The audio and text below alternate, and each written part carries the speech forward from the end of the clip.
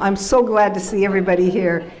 This is a beautiful crowd, and there's other things going on in town tonight, I know, but you are in the right place. I really want to thank our sponsors. We have our co-sponsors. We have Our Revolution, Lane County. Yay, give it up for them.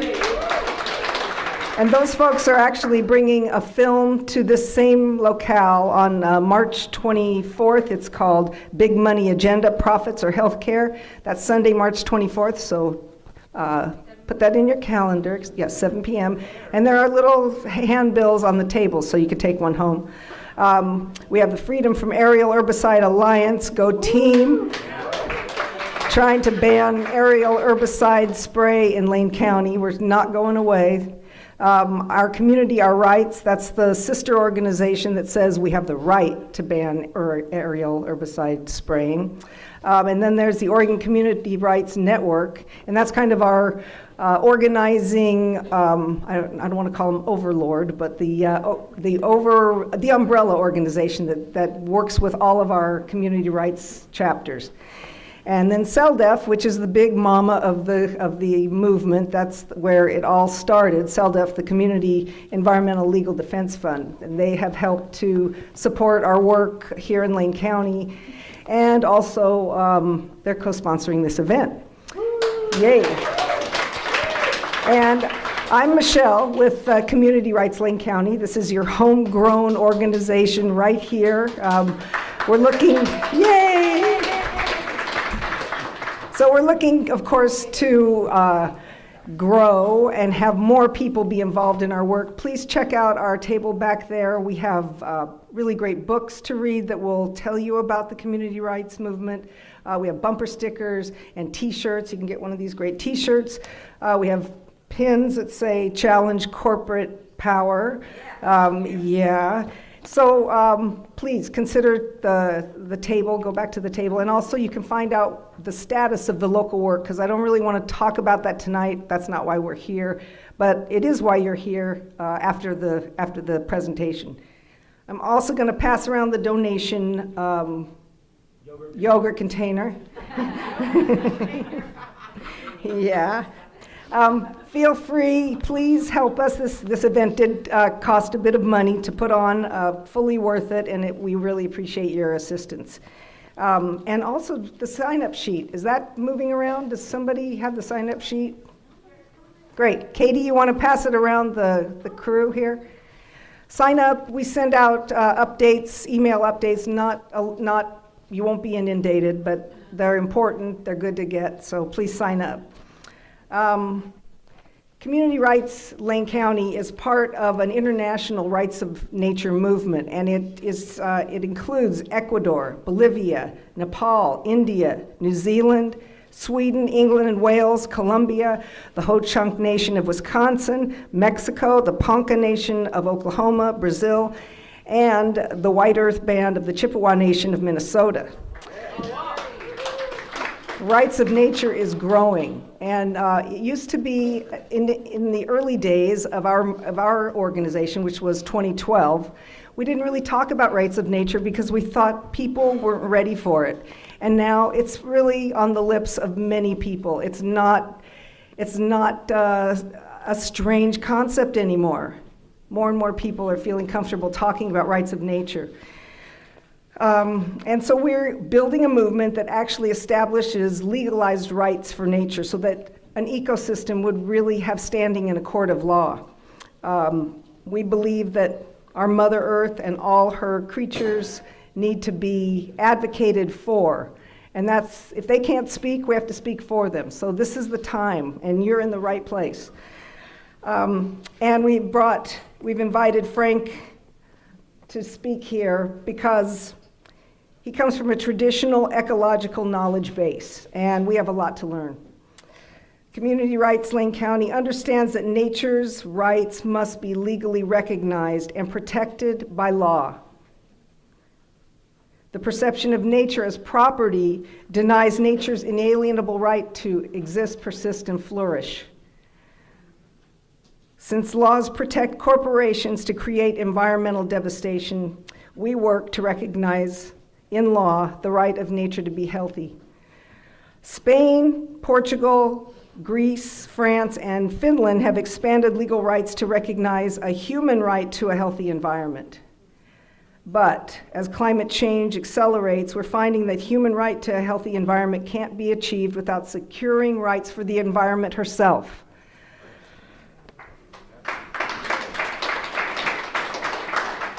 So we ask this question as community rights activists: why do corporations have more power and privilege to create harm in our communities than we have to protect ourselves from those harms?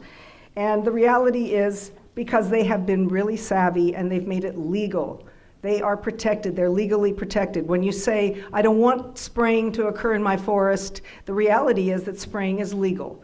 So we consider that an unjust law, and we are challenging it with a just law, and that is to ban spray in our forests and move on. You know, we have to protect ourselves. And yes, this is civil disobedience. It's actually civil disobedience through lawmaking. So yeah, we're looking to have you join us. And you know, we do this work because we care about our Mother Earth and we care about each other. So we need to think about the generations that are coming after us and what it is that we're responsible for. They deserve a future brighter than what the government is thinking we should leave them. So that's up to us. We don't live in a democracy, and if we want to live in a democracy, we have to create it. So that's us here. It's beautiful to have you all here. I am going to introduce our honored guest here. Frank Bibeau is a member of the Minnesota Chippewa tribe, the Pillager Band, enrolled at White Earth and living on Leech Lake Reservation in Ball Club, Minnesota, with his sweet wife, Vicki, for more than 30 years. Yay. Lucky guy, for sure. Frank graduated from Bemidji State University with a bachelor's in political science and a law degree from William Mitchell in 2000. Frank has worked as a tribal attorney for Leech Lake Reservation, the Anishinaabe Legal Services, and private practice in a variety of tribal and state courts. He works extensively with Chippewa treaty rights, civil rights, and sovereignty on and off the reservation. Frank was recognized by Minnesota Lawyer in February 2015 for his legal work with treaty rights fishing case Operation Square Hook. In July of 2015, Frank was recognized by the National Legal Services Corporation for his extraordinary commitment to providing equal access to justice through pro bono work with Anishinaabe Legal Services. That's big.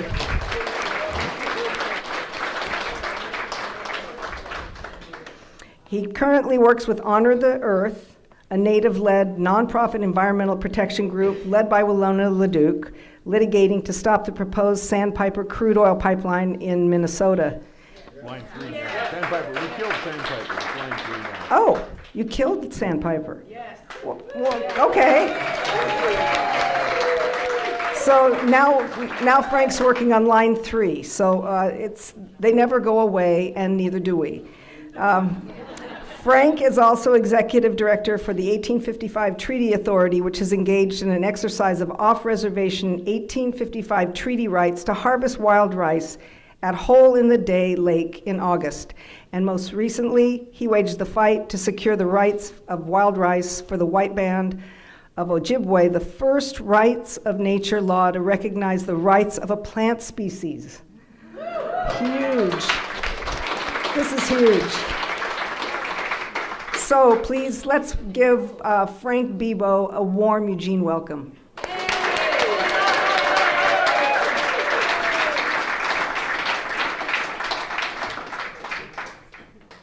I'm here for rights of nature because that's what everybody else is really looking at, the global piece of this.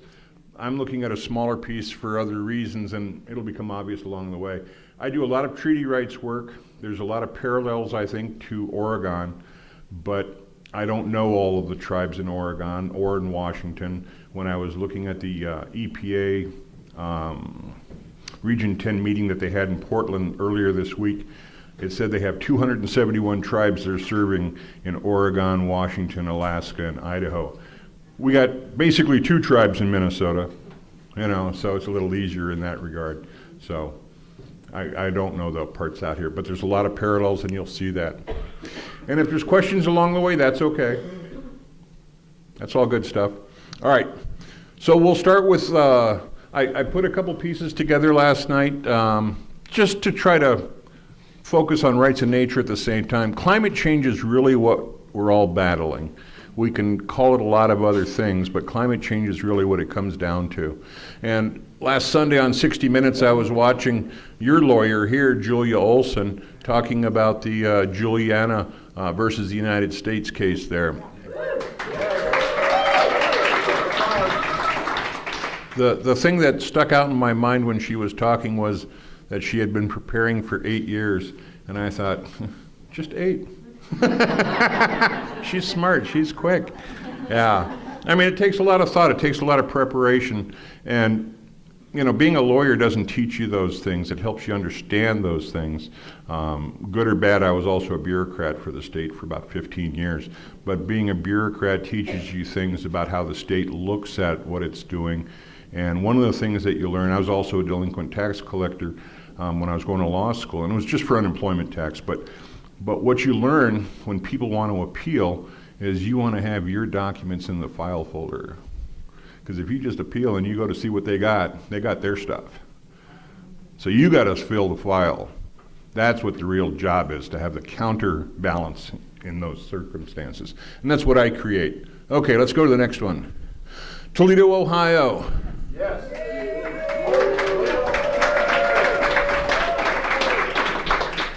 When we were battling Sandpiper and this started happening, this was the scariest thing for us in northern Minnesota, and the people in the Twin Cities, it just seemed to bounce right off of them. And we're like, the price of water has gone sky high in Toledo in 3 days. Does that not mean anything to you? And it's like, well, no, it's 500 miles away. So it's real easy to see what's meaningful and what's not meaningful. It didn't mean anything to anybody that I could see at the government level. And that's what's probably more alarming than anything else. And so you have to start thinking harder. All right. And this is another picture of it. It's just really amazing how much of an area of a Great Lake it can occupy. And I didn't study it very hard, but it's obvious that when this happens, you were without water for many purposes for a long period of time. For many purposes. I mean, it's just astounding. And I don't know that they've got a plan in place. I've never heard they got a plan in place. I mean, the only plan I've heard about is what's happened at the ballot box. And that's kind of tragic. Okay. And this one I saw too. This was troubling for me in some ways because I like fishing, but I was glad to see it. And what I was looking for when I was pulling this up was about the big oil, because big oil has been fully aware of what they've been doing for a long, long time, and so is the government. And so that's what it comes down to. And that's really who we're battling. It's unfortunate, but in some ways it's good because everybody is the people, and the government is this odd mechanism out there that even the people who work for government don't always like what's going on, and they'll call you and tell you stuff and help you out. So, okay. So Chippewa Treaty Rights, I use different terms. I don't know what works the best. Reserved rights are the rights that you don't bargain away, and people aren't always familiar with that concept, especially when it comes to Indians. They know it for themselves real well. So if you're selling your house and your car's in the driveway, you're not selling the car with your house. And so when we traded land away, it didn't mean we traded everything away, and that's what we have to remind people of, is that the deals aren't what people always think they are. My buddy Keith Sokola says those treaties are just bad receipts for broken promises. And that's about what they are. But the funny part is, if you know how they work, you can still collect on some of that stuff.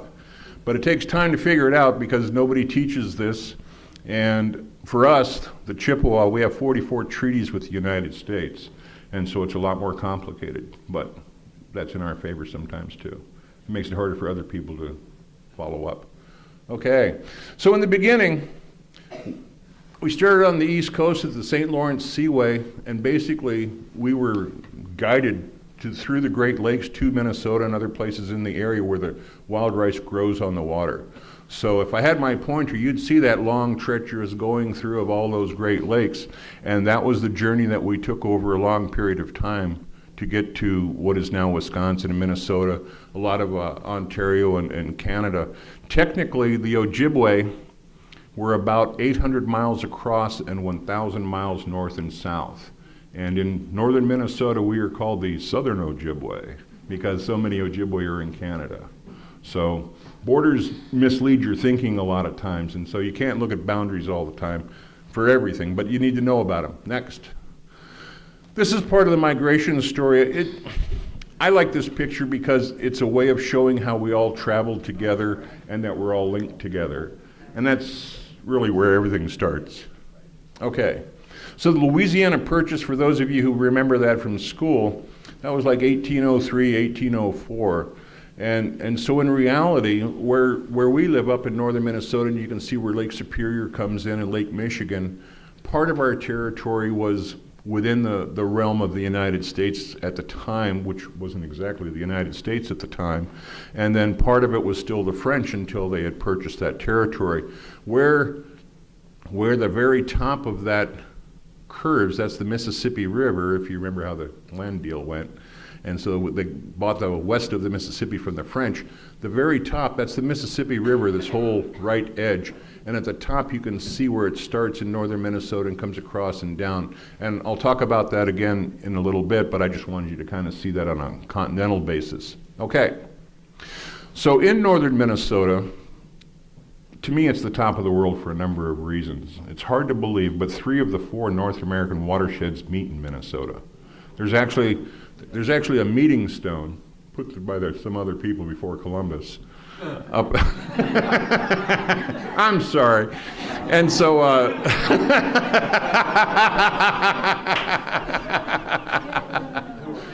yeah. And so it's up on the Iron Range up there, and it's fun what you learn at times.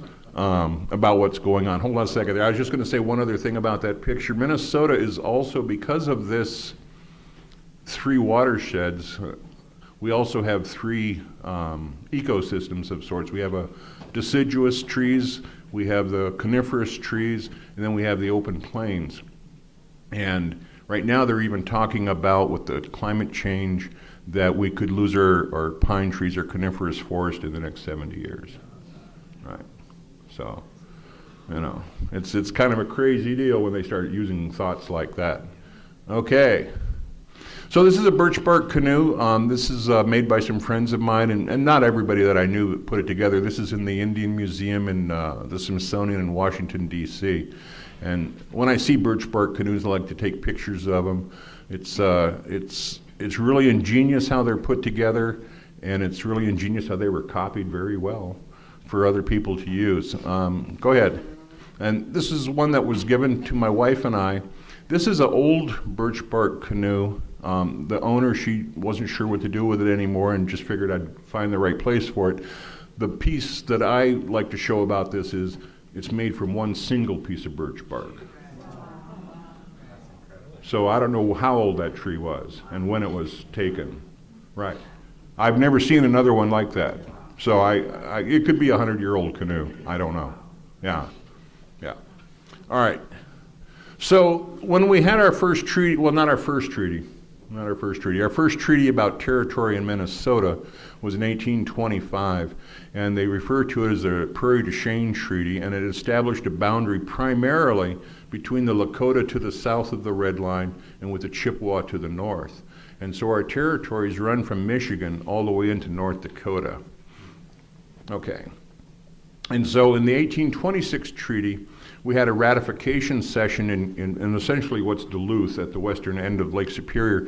Because we were so spread out, we had to basically make sure more people had time to come and hear the same words. And so this treaty, even though it's ratifying the 25 treaty, it talks about that the grant is not to affect the title to the land nor the existing jurisdiction. Now, I've never seen the word jurisdiction in another treaty, but jurisdictions, and it's not an old Indian word either, And so the way treaty law works, in order to abrogate or remove rights from a treaty, Congress has to do it. And this is just a nuisance treaty. It's a ratification treaty. So they never even look back at this treaty. So we've got jurisdiction over a lot of things that people don't exactly understand what it is yet, because I haven't exactly mapped it all out myself. But we'll talk about it as we go, but you'll see that what people think are rights and what they have aren't always the same. So, okay.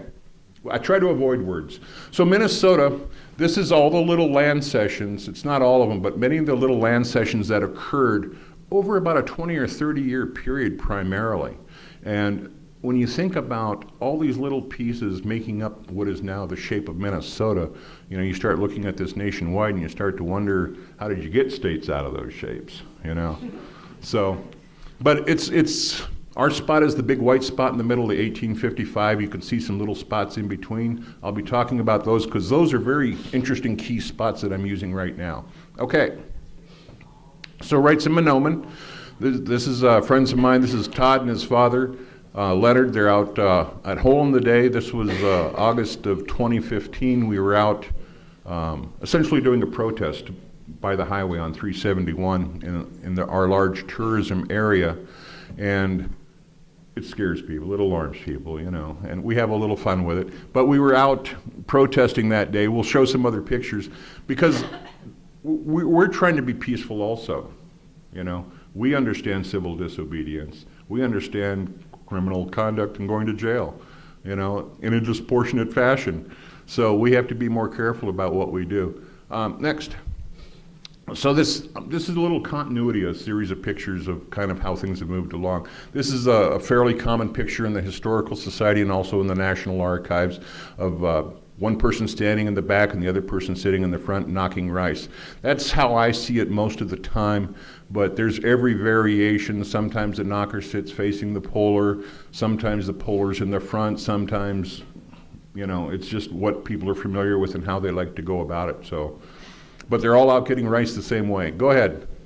So this is what it would look like from the front of the canoe. You don't even really see the knocker's head, but the canoe is going through and the rice is being laid over. You can go to the next one. So you see where the knockers come in. You basically, you're laying over the grains with one stick, and then you can tap them while they're over the canoe, so most of the rice goes into the canoe. And I say most of the rice because the plant is designed so that it spreads rice when you're harvesting rice. So we actually are doing much more to help out by going out and harvesting. Okay, and that's kind of what rice looks like. You can see the different colors. There's usually about 100 to 120 kernels at the head of the staff. It's an aquatic grain, so it's like wheat with that kind of a head. I was reading one of the articles recently about rights of Mahnomen, and occasionally you learn things, and they said that wild rice is the only native grain to North America. The only one. Yeah. Yeah. Yeah. Okay. So this was probably around 1950, I'm guessing. I was at the archives and taking different pictures. This would be a wigwam. You can see where you've got these giant sheets of birch bark, which are like big shingles or big plastic. And if you keep them stored right, you can just make your lean-to pretty darn quick, you know. And you can see where this, you know, this is like I said, probably around the 30s or 40s looking at the attire, but they're still out and they're still gathering because it's still part of our life and our culture. Okay, so this was a couple of years ago. It's not really much different. You know, we go out in canoes and go out in pairs and get to the shore. And so these were some folks at White Oak. I was buying their rice 2 years ago at this landing. It was 7 miles from home. It's always nice. So, okay. So again, these are some of those older pictures. So here you see where the rice that's been harvested has been laid out, and basically if you can use the sun and evaporation to dehydrate the grain, even 10-20%, you're going to save a lot on other work and firewood and things like that. Okay. And here she is again. She's finishing her rice in what we see as a wash tub nowadays. I've talked to people who've been in prison and things, and they teach finishing wild rice in barrels and different things. If you know what you're doing, you're just dehydrating things. But the real trick is to have it warm enough or hot enough and to keep it moving so it isn't burning. You know. Oh yeah, there's a fire underneath there. You bet. Yeah, so it's a real trick, and you have to listen to it. It's like popcorn when it's getting too hot. Sometimes you got to pull it right off the fire. I mean, you know, it's we have a more mechanized version now. So you're drying it, not cooking it. Right, just dehydrating it for storage. Okay, So this would be the same operation. Yeah, it's Tim in the middle there, and my buddy Ralph. I'm in the back, but you can't hardly see me standing there. But this is one of my first lessons with Tim's kettle, and his backyard was butted up against my grandfather's backyard, and that's where he learned a lot of his rice finishing and stuff. Okay, and this is a different way you can see the kettle. This is a really nice kettle, and you know, you get the heat going in there, and it holds the heat. It's probably a ½ inch thick, maybe more, and so it's a lot easier to work with. That tub that woman was working with, that's pretty thin. You can get hot pretty quick, and you know, there's some, I realize it can work, but I'm not that tricky yet. She looked like she had a lot of skill, so she's done it before. Okay, so going back to the 40s and things, you know, things started to change for us from how we were doing things naturally to where people were starting to figure out how to mechanize things, and this would be a thrasher. This would replace the person who would put the rice into a pit, maybe lined with a skin or a hide, and then would jig the rice so that it would collide against each other and wear the outside chaff off of the hull. And by putting it into this and just spinning it around, it essentially does the same kind of a thing. Much faster, less work. Okay. You do that after you dehydrate it? Yep, to get the papery part off. This would be that same thrasher on the right side. You can see where it's built to be closed up. And then in the back, you can see on the left side, that would be a fanning mill. And that's what you would do to try to get the dust off from the little holes that came up. There's always dust. There's always rice dust.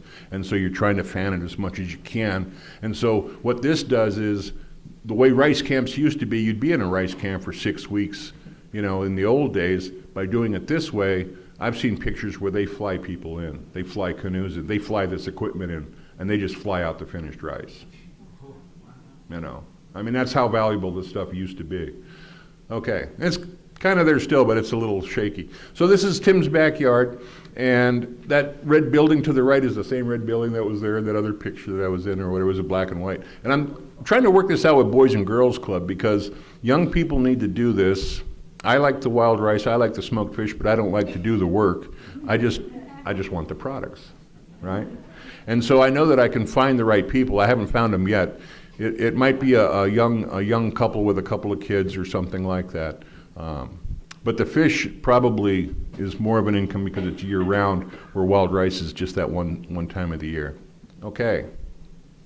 And again, this is just kids' curiosity. When kids see how to make food, they're really intrigued about this. And fire and toys, you know, mechanics. I mean, it's all entertaining stuff in the big world.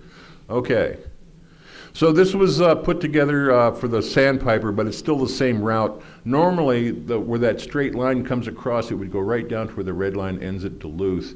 And because the corridor is so thank you. Couldn't get that C word out.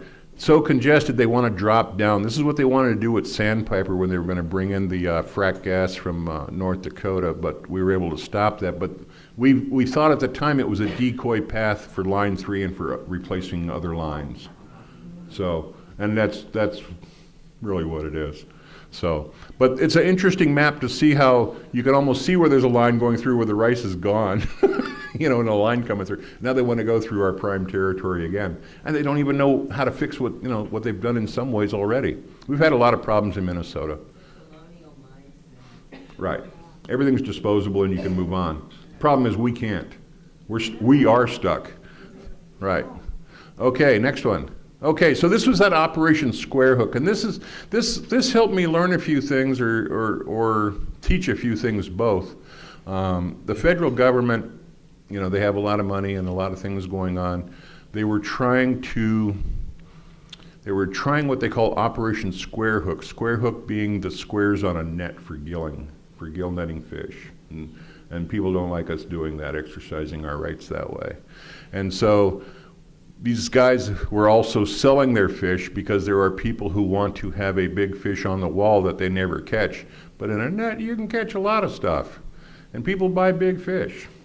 And so they had a 3-year, what they called a walleye poaching ring, because non-Indians who are capitalists are certain we're all in collusion working together. But we're all actually independents working against each other, trying to make the best deal without each other. And so they didn't understand what we call the trapper mentality. Where did you get that? I'm not telling you. You know, so it's really kind of an odd thing. And so what I learned also was, because of a case up in Washington State, the Shmishkin father and son, they were running cigarettes from Coeur d'Alene, Idaho into Yakima, and they got stopped by Washington State because they were selling their cigarettes without the state tax on it, the stamps. And in the Yakima Treaty of 1855, I think it's Article 3, they reserved the right to bring their goods to market on the public roadway. Those are words we would never think of in Minnesota because the roads were the rivers and everybody was using our transportation mode. So we didn't have to reserve a mode of transportation at the time. Now I would say we have a reserved right to bring our goods to market on the public roadway because they've dammed up our rivers and they've made it so we can't use them, and we have to use the roads out of necessity. So you learn from other cases from that. In that case, the Lacey Act is a 100-year-old case, and the federal government thought that they could get to us through our treaties, but our treaties aren't like the treaties out here. Our treaties were meant to be out getting beavers and harvesting a lot of animals and still being in the international marketplace at the time in the 20s and 30s and 40s of the 1800s. And when you get out here, the resources are a lot more scarce. You see where the people are using these long poles to get fish out of the rivers and stuff, you know, in the customary and usual places. Well, you know, those customary and usual places, they're a few miles apart from each other. You know, so it's really weird how that works out, but the treaties out here are the other language that they have. In fact, I'll tell you the story in a different way. If you lived in Washington as white people, you'd have treaty rights.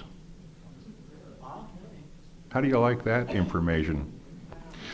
So in the Treaty of 1855, I think with the Puyallup and some other tribes, they refer to the extraordinary circumstances where the rights to fish are held in common with the citizens of the state, the citizens of the territory or the United States, because food and fish was that scarce that they wouldn't let the Indians have the sole right to some of these places.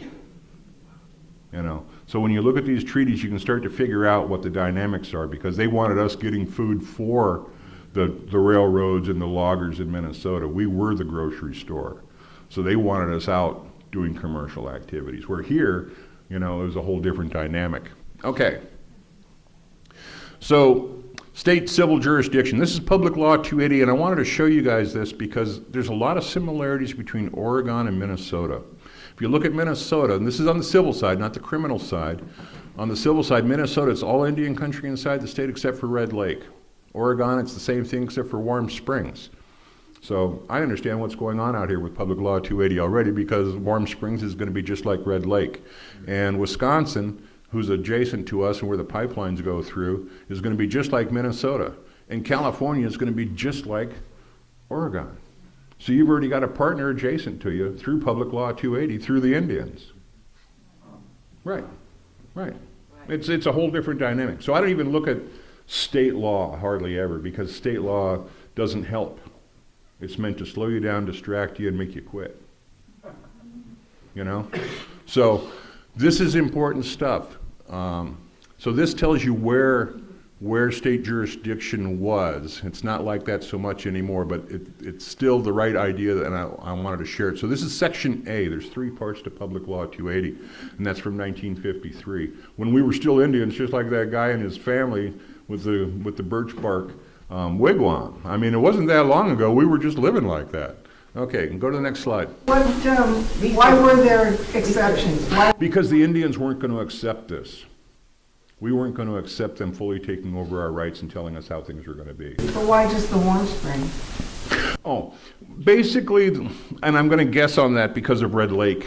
When they passed this law, there were so many Indians living in Minnesota and Wisconsin, Chippewa, and same with the Indians out here, that the states were concerned about regulating Indian conduct, especially harvesting. And so they wanted to put us under state regulation. And what they did initially, and again, this comes back to research at the archives, but around 1940, there was a big conference out in Spokane, I believe, and they had a lot of the Indian tribes there, and it was the Bureau of Indian Affairs, essentially, and they were feeling them out to see if the regulations that they were harvesting under were similar enough to state, and if they would kind of accept it because of like rationing for World War II. And so we kind of got put under state regulatory authority during that time, and there's a letter from 1941 from the superintendent from our area in Cass Lake that says, it's just time we put these Indians under state regulation. It's simpler. You only got one set of rules, and we all know how it's going to work. It's the way we make it work instead of the Indians, you know. And so that's what they did. And if you look at time after that, you know, you got the Korean conflict, you got McCarthyism, you know, you got termination of Indians and everything else going on. And it isn't until about the 60s where we start figuring out what some of our rights are, and they start coming up with self-determination and things like that, self-governance. So we've been struggling through a lot of problems just to even be stable enough to work on our rights, you know. But I'm still not understanding why just Warm Springs. I mean, we have Umatilla. Oh, yeah. I'm sorry. No, you're right.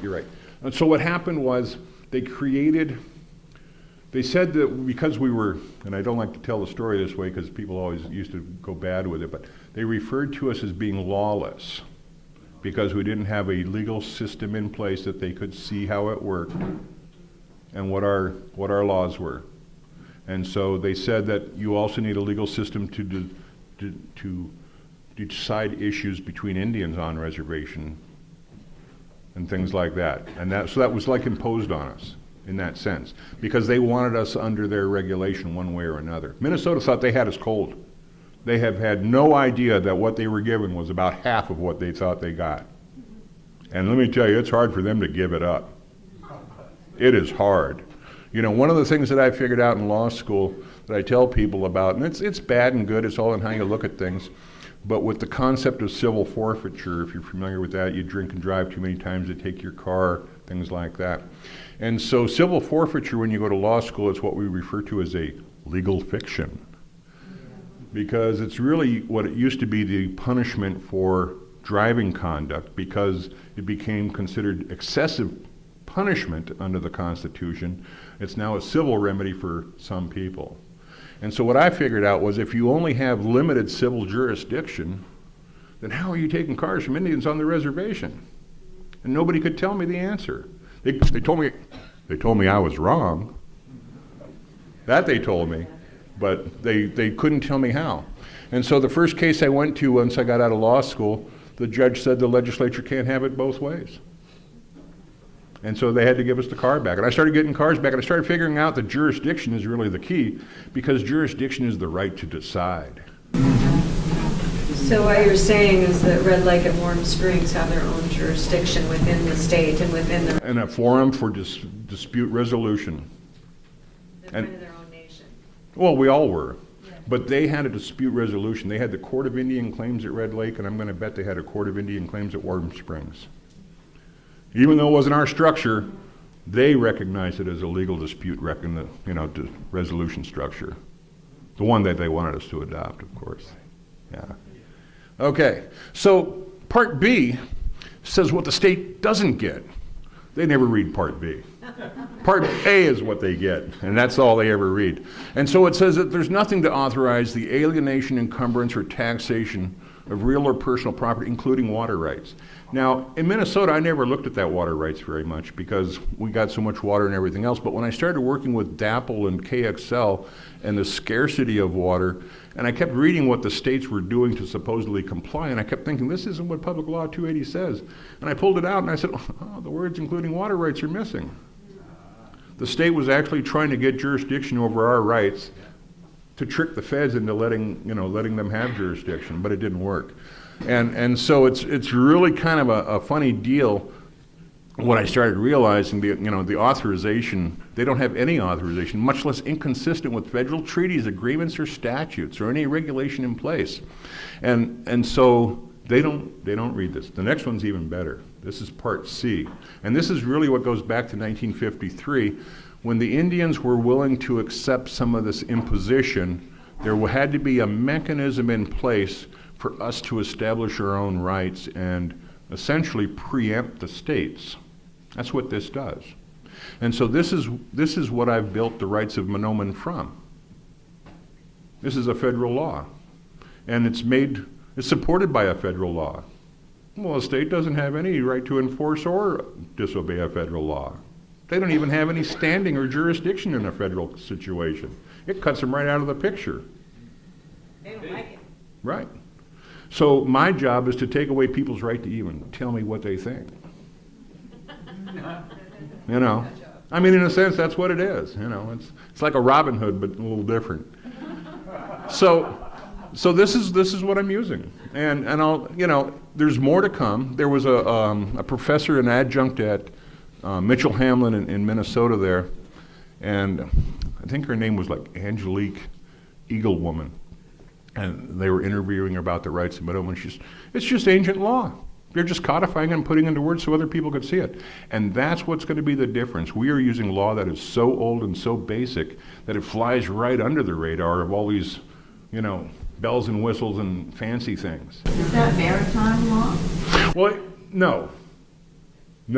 But it would be a concept like that because it's so unique that if you don't fit the circumstances, you can't apply it. And if you're not familiar with it, you don't know how to defend yourself.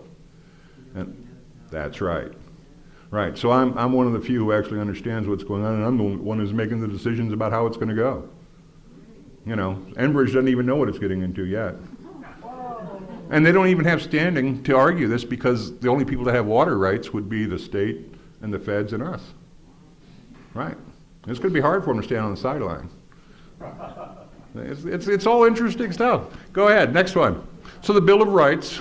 Congress, you know, no power. This is like kind of the first and the fourth.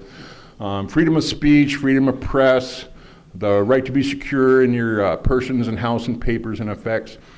I put these up here because of DAPL. One of my friends that I work with Honor the Earth, Tara Husko, was talking about when she was at DAPL.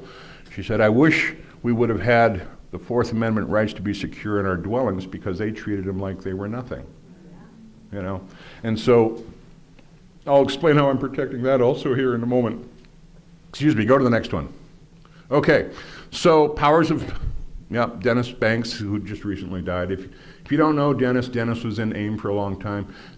Dennis is from Leech Lake, 20 miles over from where we are, you know.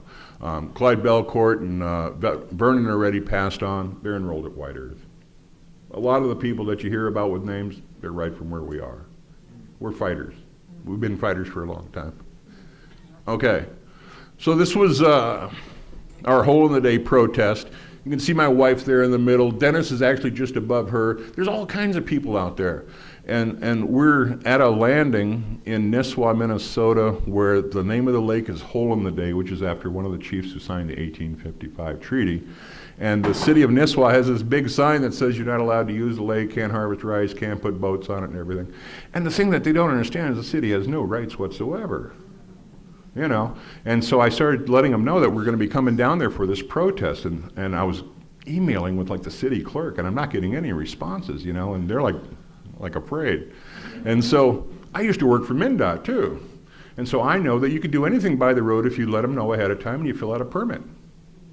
So I filled out a permit that we were going to be beside the road, and they said, well, what kind of signage are you going to use? And I said, well, we'll have some orange signs out there to help people know to swing around, you know. It doesn't matter what they say because all you need is an orange sign. You know, I mean, it's not the same as what they want you to believe. All right. So this goes back to the original fighter. This is Hole in the Day, the second, Bug Nagizik. And Bug, he died around 1916, and that was when they did that was when they finally did all the platting of Leech Lake Reservation, so it's probably the right time for him. But back in 1898, you don't hear about it, but it's what they refer to as the last great Indian battle in the United States, and it happened at Leech Lake. And it happened because people kept trying to take timber, even though we had made treaties and there were places they weren't supposed to cut. They weren't supposed to cut on the reservations and everything else. They were still doing that.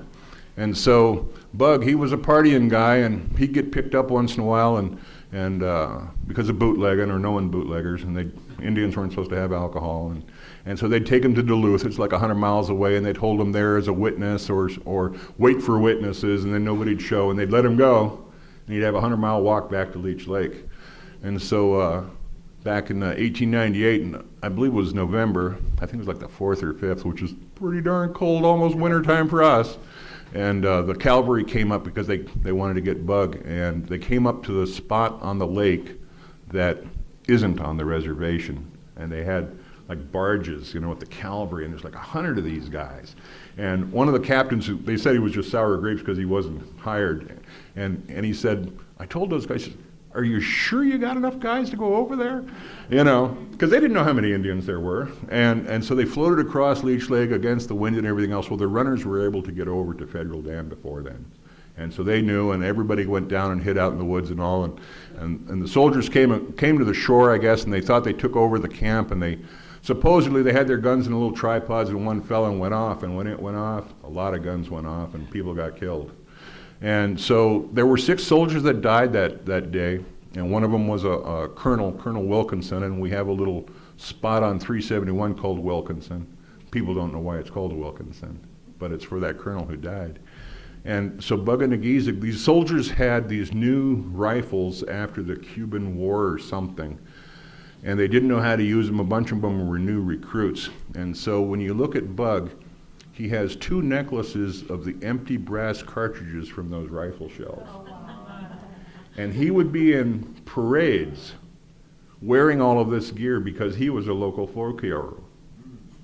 And folk hero. Now, when they had this battle of sorts, the very next day the chiefs went out to the local towns and to the local newspapers and said, look, we've asked you to stop.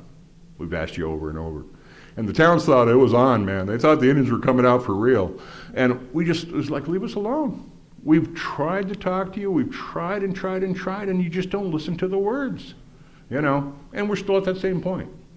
So this is the same game for us. Okay. Now this is another thing about the press. You guys probably know who he is, Derek Jeter. So they were in Minnesota for the playoffs in, I think, 2014, and somebody hung a banner, which is fun for people who are younger than me. I took credit for as long as I could, but nobody believed me. But when that happened, we were not prepared for the web traffic that came, and we were overpowered. It's amazing how many people were watching baseball and didn't know what that banner meant and wanted to know. Yeah. You never know what's going to trigger people's brains and curiosity. Yeah. Okay. So, and this one I like to show. This one, I did the work because you can see me there protesting in Brainerd, but actually we didn't appeal the Sandpiper. A couple of the other groups did. But Brainerd's on the Mississippi. We came to protest, and so Brainerd remembered us. Wow. Yeah. Yeah. So you never know. That picture was a year old, but they know who's in the fight. Okay. So right to travel, use, and occupy. Those words appear in a number of treaties. They didn't appear in our treaties, which made it kind of new for me when I started looking at the Sioux treaties from 1851 and 1868, because I've seen a lot of maps that refer to use and occupancy, but they were used to try to rip us off and say you weren't using this territory, so we shouldn't have to pay the full value for it, things like that. And so in the Lakota treaties, the Sioux treaties, they refer to the right to travel, use, and occupy. And actually it's the undisturbed right to travel, use, and occupy. Now, of course, they took some of that away from them. So this is, I don't know what lake this is on. This could be on Mille Lacs Lake, but how do you travel? That's how we traveled. Go ahead. Okay, so you're familiar with the rights to travel, and they go back a long, long time. Every creature on the planet of nature that isn't rooted travels. Who regulates that? Okay, next one. Okay, so this is the code I created. This is the second code that I created under Public Law 280C, the right to travel, use, and occupy traditional lands for water. And it's for spiritual places and cultural purposes. These are the magic words from the Indian Religious Freedoms Act. So we are practicing our religion by protecting the water and protecting the wild rice. And we're telling the state that you can't interfere with our rights because that's what federal law says. And our laws aren't inconsistent. We just haven't criminalized the right to gather, the right for free speech. You know, we haven't criminalized drumming or singing, you know, like they did in the Dakotas. You know, and so they've got a whole other thing coming. They don't have any idea. They've got these bases that they built up, you know, to watch for us and get prepared and all. And one of my buddies who doesn't know it yet, Randy Goodwin, he's the executive director at White Earth now, but he was the head of public safety for White Earth for about 10 years. And before that, he was a highway patrol for Minnesota for 30 years. He knows everybody. So he's the guy I'm going to put in charge of making sure that everybody knows this. Right? He doesn't even know yet. But he will. He will. And he's going to smile about it. He loves what I'm doing. You know? So it's real low-level stuff. All right, go to the next one. So I wanted to show you some other kinds of maps. I don't have my pointer, but all the maps that I've seen, because these are our maps with right to travel. These are birch scrolls. And so they all, as far as I know, I haven't seen anything different yet, they all end at Leech Lake. And so it's hard to tell me that Leech Lake isn't the center of the universe. For water. For everything. For everything, you know? So when you look at these maps, there was somebody up in, I think, Calgary that figured them out because they knew they were Ojibwe, but they didn't know what they really meant. And they realized after a while that they didn't really have anything to do with the Canadian Ojibwe. And then they were trying to figure out, because the lake always ends up goofy, because Leech Lake's a goofy looking lake anyway. And so they thought maybe it was Red Lake for a while, but then they realized that there weren't those kinds of rivers. And so then someone figured out that it was from Leech Lake, and then figured out that these go all the way out. So I'll explain the map as best as I can from sitting here. So when it comes out of Leech Lake, and that was right by Bear Island where Buganageezig lived, you see the first big river that comes down, that's actually the Mississippi River. And if you look at it, the Mississippi River has a line where it's not the primary river or route. It's coming into the primary river. We understood that Leech Lake was the big river. But white explorers who get paid to go out and find the source, that's too easy. Let's check the Mississippi. And so they went way back, way back. So as you come out, we live right by where the Mississippi and the Leech come together. And then there's two squiggly lines. And what the person said was that those were snakes and they represent false rivers. Well, the Ball Club River, where we live in Ball Club, is only a mile long, and it goes from the Ball Club Lake to the Mississippi, and depending upon how high the dam is, the water can flow either way, so it's not really a river to anywhere. And you go to Deer River and you look at the Deer River, it's on one side of the road, but man, it ain't on the other side of the road, is it? It just disappears into the brush, into the wetlands. And so they're false rivers. So then as you come around, the next place down on this map is actually the Sandy Lake, and there's a little line that comes down in a circle, and that's showing you that it's another lake, and then there's a line going up. And that would be the river going upstream and the river that goes into the Mississippi. Well, where that river stops going up, that's a portage. It's the Savannah Portage. And so you have to get out of there, and then you get into the St. Louis River. In the St. Louis River, you can see a couple of hoops, and I suspect that the first hoop is to go around some obstacles. The second hoop looks really dangerous, and you still go around. Are you in the second segment here? Yeah, kind of in the middle there where you see the little bumps, because you cross over from the Mississippi River to the St. Louis River. There you go. And so you can see as you come out, and if you're not familiar with Minnesota, it's not as obvious, but Park Point is that long point that comes down. And on a lot of Minnesota maps, you see this point, and it's on this map, and that's where Fond du Lac used to be. So as you come across the lake here in Michigan, and you can go that way if you want, or however, you can see where the Apostle Islands are, you can see where Copper Point is, and you can see where the lake narrows, and it goes in through Sault Ste. Marie, okay? And go to the next one. Next slide. Next slide.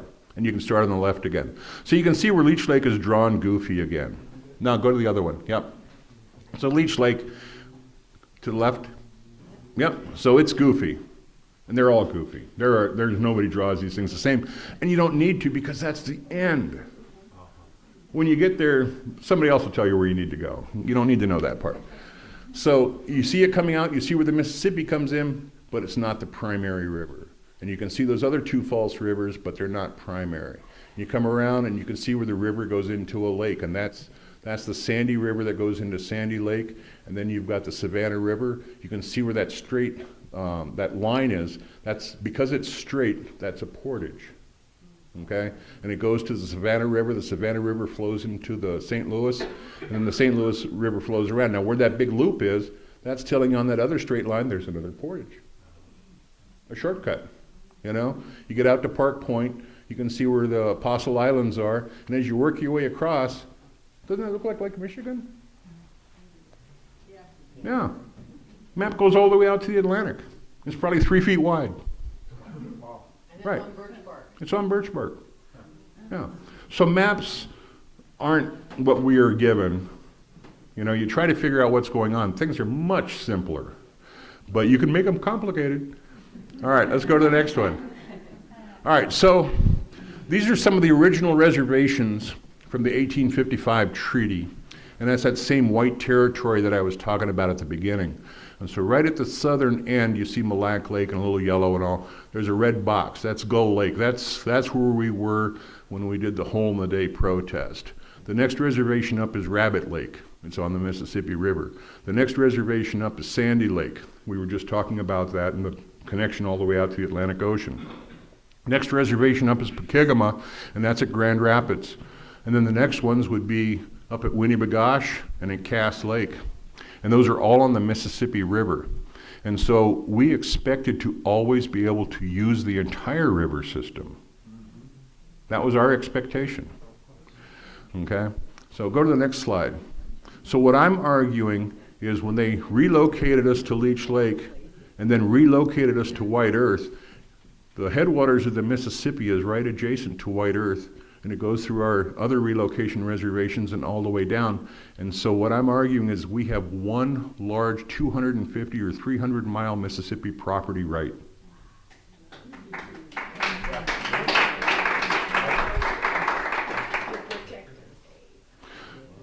It's a complicated thing, but it's a lot of little tiny pieces that people aren't aware of, you know.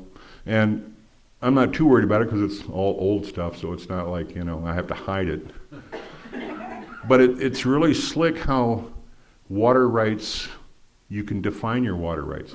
You know, you've got the federal laws and the state laws, but we have our own laws. So I can define whatever I want if I go about it within the boundaries. And I haven't done that one, yes. What's the blue line? That's the Mississippi River, joining all of those reservations. They referred to us in the treaties as the Chippewas of the Mississippi, because we were in that drainage, in that watershed. And then the ones that were over to the east, those are the Chippewas of Lake Superior. Duh. Does the Mississippi start then? Yep, right there beside White Earth. Yep. And so because we haven't done anything to damage or pollute it, and we're at the top and everything else, we think we can claim that as well as anybody else. Right. And so that, what I read said traditions heretofore or hereafter. Right. That's a pretty key word. Right. Think it up. Yeah. Right. I'm good at that. Right, me too. Me too. The trick is to keep it within boundaries that people go, well, I guess that's okay. They don't know what it means later. It's going to be a lot more meaningful later.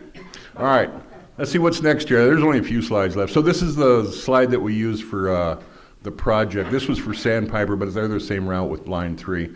And what they did was when they realized what our rights were on reservation, they attempted to circumvent all of the reservations by using this route because they thought that our rights were only enforceable on reservation because we're oppressed and we don't have time to figure out all this stuff.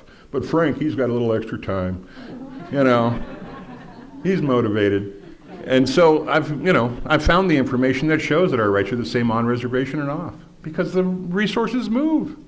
You got to be able to move with them, you know? All right, next one. Okay, so those are those young water protectors everybody's looking for. This picture, I'm not supposed to talk about the meeting, so I'll just be a little cryptic, but I would tell you that at this meeting, that's Joe Plummer and Winona and I. Joe's also an attorney and a Leech Lake member. And we were asked if we would come and meet with investors from the United States and Canada if they were willing to fly into Bemidji and meet with us too. Because they can get the party line from the oil companies anytime, but they wanted to know the real straight stuff. We told them stuff wasn't going to be working right. And Enbridge finally did come out and say that they're not even going to be able to start billing to the second quarter of 2020 now. Right. Because of the water quality issues that we've got. Now the PCA is saying, well, it might take us a year to get through it. It's going to take you a little longer than that. Right. You know, so it's really a weird deal how all this works. I don't know if there's another picture after this or not. I don't think there is. Yeah. So laws work if you obviously can make your own law. Right? Now, we don't have that right typically as United States citizens or as state citizens. That's the real barrier. And a lot of what you heard earlier tonight and the things I was reading from Rights of Nature, the system is set up for capitalism, it's set up for corporations and things like that. It's hard to get around. Fortunately, we're like that third rail, and you can't exactly stop us. You know? And it's going to be really interesting, and it's going to help other people see. So this could be done here, but it can't, I don't think it can be done the same way with all the Indian tribes. It becomes more cumbersome. But there's probably some that are more adept into this. You're right near Klamath Falls and the Klamath Indians. Those folks, they have some good case law. I rely on their case law as much as the Yakima.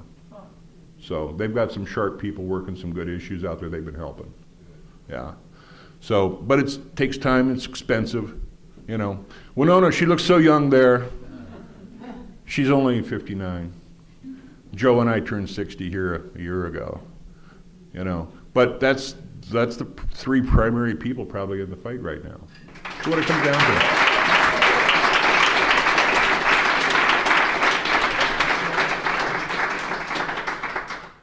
Public Law 280A says that Oregon is all Indian country? For the civil part. That means? Well, you got criminal laws and civil laws, and basically the simple way of saying it would be you can't go out and kill someone, everybody goes to jail for that usually. Regulatory law would be like a stop sign and we're supposed to stop, but if you go through, you might get a ticket. If you're the ambulance, you turn on your lights, it's not even a violation of law. So it's regulated conduct versus criminal conduct. That's barring everybody, it's prohibited for everybody. So I'm just wondering, we are having 5G cell antenna rolled out in the city. What? Hold on. I don't know those acronyms. 5G? It means 6 billion hertz to 100 billion hertz in millimeter waves. Okay, they're putting It's the new phone system. Okay. And they're putting it throughout our city every 500 feet. Wow. Okay? I do not know if nature will survive it. So do those Douglas fir and cedar trees and rhododendrons that were originally here, do they have rights? Rosebud is already doing rights with the air, and they're doing rights with signals, you know, radio and TV signals and things like that. They're setting up their regulatory system for that purpose. So that would be a good place to look at case law then? It would be a place to look at how they've set up a law to try to either assert their sovereignty or jurisdiction, either in parallel or in competition with the state or the federal government. Is that been tested in any way? Not that I'm aware of. And those guys would like me to help them figure that part out. Okay, so anyway, this is a major issue. Yep. 3G and 4G, 2G causes frontal lobe damage in mice. It causes cancers of many organs. It causes lymphomas in female mice. It causes multiple issues with plants. And so now we're going to, like way over the top, human beings resonate about 120 hertz, and plants are not much different, okay? We're going to stick to 100 billion hertz. Sure. So just so you know, we have been approached by folks who are concerned about 5G, Community Brightburn County, in terms of creating an initiative where the people could vote about this. It's a long-term route, but we have been approach, you might want to talk to one of us about that. I'm just thinking that the rights of the plants that were native to this area, if Oregon is under the jurisdiction under civil law. Well, what I'm saying is that Oregon's civil jurisdiction may be suspect. That's a 1953 law, and the tribes can make laws that preempt certain activities that interfere with their rights to hunt, fish, and gather. So if there was a plant, you know, like they talked about the spotted owl 30, 40 years ago, if there was a plant that was that integral to the whole ecosystem that could be identified, or something else based on what you're talking about, that would be the way to use rights of annulment. You know, I'm being approached by other Indian tribes who are trying to figure out what their key element is that's so unique that you can't say it's wrong. But you have to be able to show in your historical records and things like that. You know, you can't just bring it out and say, here it is. Rainbows are important to us, and if we don't have rain coming down, it ain't going to happen, you know. Are you approached by non-Indian people to do the same kind of thing? Not so much, because they don't understand what our rights are. They're confused about what our rights are. After you're fighting pipelines with us for about 3 or 4 years, then they all kind of look at us and go, you know, we think you're our only hope. And I said, that's what I told you at the beginning. You know, and it's, well, we have treaty rights. You guys don't really have anything but that one right I told you about in Washington, you know? And that's just to fish in the same place. But you got a treaty right in Washington. Go ahead. The First Nations in Canada, do they have better representation than the U.S.? In a way, I would say yes, because they had a lot less rights and a lot less rights recognized, and were being stepped on a lot more. And so somebody figured out how to get their same rights that we have up in Canada in the last decade.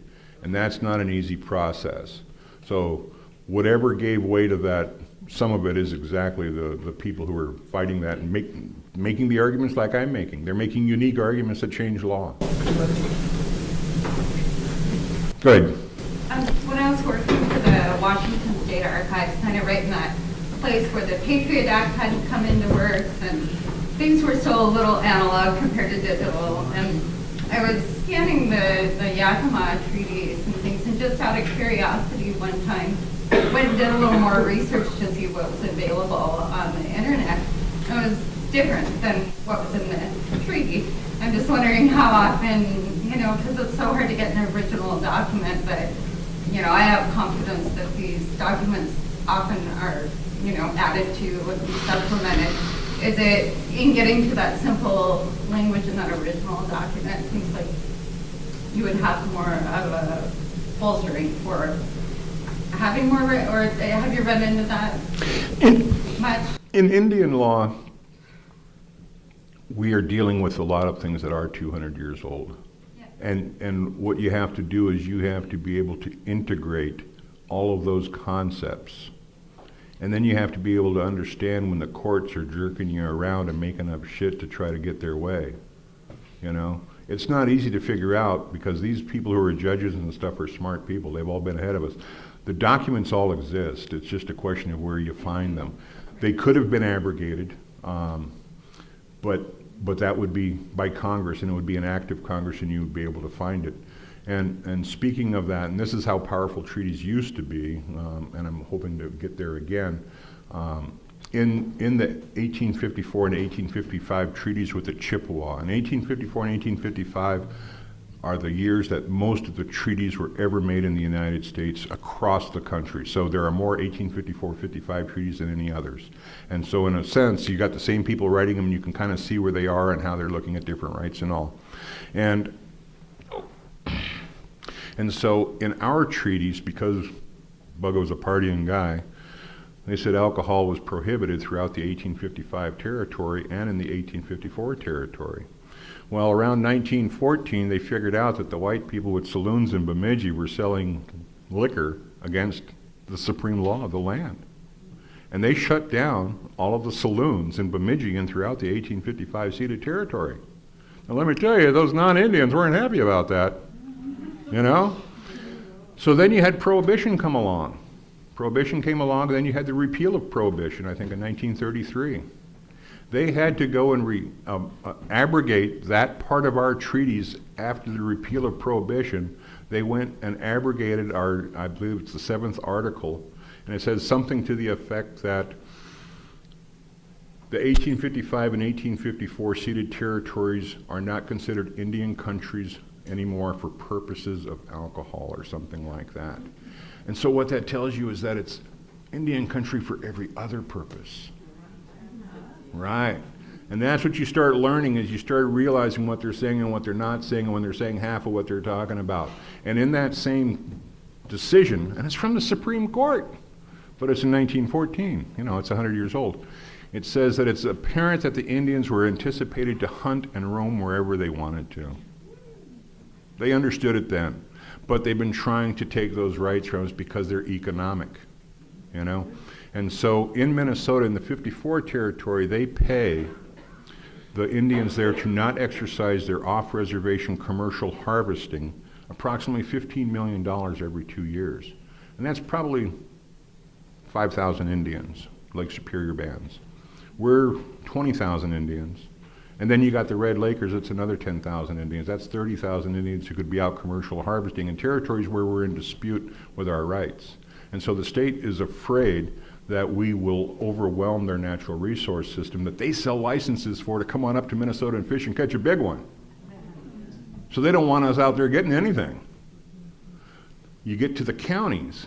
The counties would like us to get that compensation because we're like an economic stimulus package with no ability to bank anything. And so we would go right into Bemidji and spend the money. We'd go right into Grand Rapids and Detroit Lakes. We'd spend every nickel we were given. And the counties know that. And they like that thought. And the state doesn't. So you get caught between governments, you know? And so some of them see exactly what we're doing and what we're protecting, and that they don't even have the ability themselves. And so I was going to say something about the people's thing here.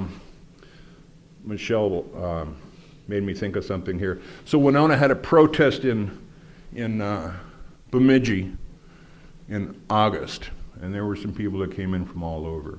You know, Tops of Sierra Club and different people came in to protest.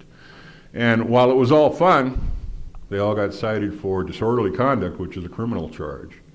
And most of those people were non-Indians, and there were a few Indians there who know what I do. They were trying to get me to defend their treaty rights to go out and protest, and I said, that's a secondary issue to getting your treaty rights understood and respected first.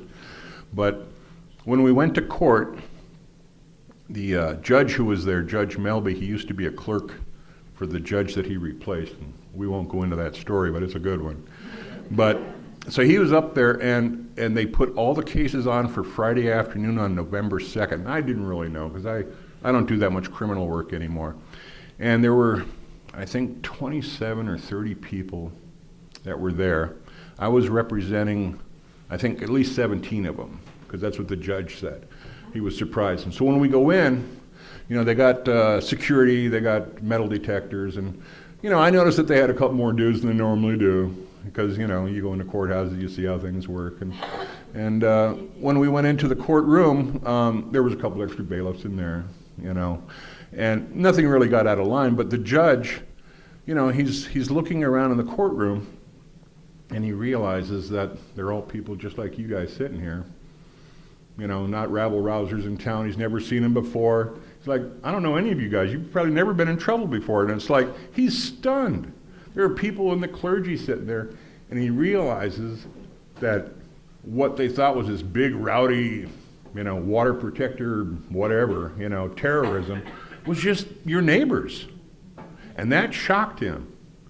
And so as we're talking about things, I was trying to get a 6-month stay of adjudication for everybody, which means if you haven't had trouble, you only have 6 months of behaving yourself, and then it goes away like you were never convicted. And so that was the deal that I had negotiated for everybody. Not everybody wanted to take it, and that's fine. You know, I understand that part. The judge, partway through the case proceedings, he says, you know, he says, you guys are plugged in, you're ambitious. You guys could be out doing community service for each other and working off your fines that way. And so he made it so everybody could work off their fines without having to pay the county, by working with the other groups that were in the same courtroom. And so one of the guys says, well, you know, I run the place. And he says, well, then go to some other place and have them sign off. Don't sign off on your own stuff. You know, and the judge said, you know, normally we don't have anything good happen in court. He says adoptions are it. And he was amazed. You know, so the legal system isn't prepared for what's coming. All they hear is what they see on TV and all the bad things. You know. So we're going to have fun with them. I mean, Winona's setting up camps. We've got properties in different places. You know, they're going to be camps for, you know, food and cultural stuff. They're going to be right on the pipeline. You know, they're going to have a tough time with us. But we've been preparing for a long time. So when that Julia talks about 8 years, I've been preparing for about 20. Now, I didn't know I was preparing for struggles like DAPL. You know, I didn't expect that. I mean, my wife and I, we grew up outside D.C. in the 60s. So we've seen this. But we haven't seen it like this, you know. So it's good stuff. You know, the other thing that's important, and I've got a couple of my younger cousins here, you know, one of the other problems for us in Indian country is the system has made it so that you have to like be enrolled to enjoy your rights. And that's not really was any understanding at the times of the treaties. When Flatmouth made the treaties, he expected that everybody would be able to go out and hunt, fish, and gather in the following generations. And so when my younger cousins aren't enrollable, the question is, do they still have the right? They were born Anishinaabe. They're born to have those same rights. They just don't have the blood quantum that the federal government has assigned under their roles to try to say this is only the people that can qualify. We have the right to say who that is. And so there's a lot of stuff coming that's going to change how this is. You know, but we have to have time because we get distracted by a lot of other problems with poverty and stuff. Do you feel like the courts are more receptive now to tribal law than they have been in the past? They are in Minnesota. Corey Wawasik came up to Leech Lake. She was working with me for a while when I was at the legal department, and then she became a judge, very experienced person. And she's now become a judge in Itasca County there in Grand Rapids. And so they have, I'll call them co-sessions on some of the diversion programs for youth. Down in Ramsey County, or Hennepin County, which is our largest county and largest Indian population, when I used to do CHIPS cases for out-of-home placements and things, Hennepin County would let White Earth come down and hold court down there because the tribal members didn't trust the city courts or the state courts. And we just wanted to get the kids to the right place and get the parents rehabilitated. You know, it doesn't matter who's making those other decisions. And so they figured that out right away because they had such a caseload they couldn't keep up with. It's always when you got too much going on, you can't handle it, you're willing to take some help. But until then, you think you're in control of everything. You know, and that's how it works. You know, so it's a necessity. So when I come into these courtrooms, and I don't go in so much anymore, but when those judges see me, they know there's something wrong on their docket. That's what they know. They don't know what it is yet. And you'll see the bailiff, he'll start looking down and it's like, wonder which case it is. You know, it's funny because I don't come in for anything else like anybody else does. And usually when I'm done, there'll be 5 or 6 young Indians there and they'll say, man, I gotta talk to you, man, I got the same problem. And you don't even know what the same problem is. And it's because we're living in a world of racism and oppression. And so I was in court one time and this young guy stopped me on the way out. And he was telling me he had the same problem, you know. And I said, well, so what's your problem? And he says, I've got a ticket here for not a drop. And I said, well, what's that? And he says, well, that's where you can't have a drop of alcohol under 21 or they take your driver's license away until you're 21, which I'd never heard of because I was never 21 in Minnesota. And they didn't have that law then. And so I said, well, how'd they catch you doing that? And he said, well, they pulled me over. And I said, so you were driving? And he said, yeah. And I said, so do you have a driver's license? He said, no. I said, they give you a ticket for that? He says, no. And I said, did you have license plates? He said, yeah, but they were expired. And I said, so your registration expired too? I said, they gave you a ticket for that? He said, no. There were 4 things I didn't give him a ticket for because we have the code and the law for those tickets to come to our tribal court. Those police would have to show up at our tribal court and testify. And they don't want to waste their time. They wrote them up for the one thing they think they have jurisdiction for, the alcohol. And that's what they sent them there for. There was a county attorney at White Earth Reservation in Monoman County. Boy, you never know who people are, I guess, growing up. And I didn't know her. But she was the daughter of the grocery store owner in the small town, and so she was special. She went to law school. And when I started coming over there on civil forfeiture issues and other things, and she started to understand that there was a lack of jurisdiction by them, she would not send those tickets to tribal court. She wouldn't spend the money for the stamps, for the envelopes, for her staff time to send those tickets to tribal court that involved Indians. And every one of those sheriff's deputies, they made sure those tickets got over there because they're worried about public safety. This is how twisted your legal system is. This is your legal system, it's not mine. It's the one that we have to engage in and figure out how to protect ourselves. And it's not even sane. You know, and so it's hard until you really invest yourself into these kinds of things. So yeah, I work with Anishinaabe Legal Services. It's poor people. Same thing with public defenders. If you don't understand what's happening to the poor people who can't even have time to complain to really what's happening, how they're being fleeced, then you're not even aware of what the real problems are in the world. Because everybody who's got money is just happy-go-lucky. You know, for the most part. So the reason we brought you here, you're non-Indians. We're working within the courts of Lane County, who get it wrong every time when it comes to us. They get it wrong. It's not that we're messing up, our courts are getting it wrong. But we brought you here because you're feisty. You know, you inspire us. It's not easy to get rights for the Minoan, you know, where you are. That wasn't easy, even though you have a different court system and different tribal treaties to work with. But you persevere, and I mean, that's what we have to do. That's our job. We're inspired by you, and we won't go away until justice is done.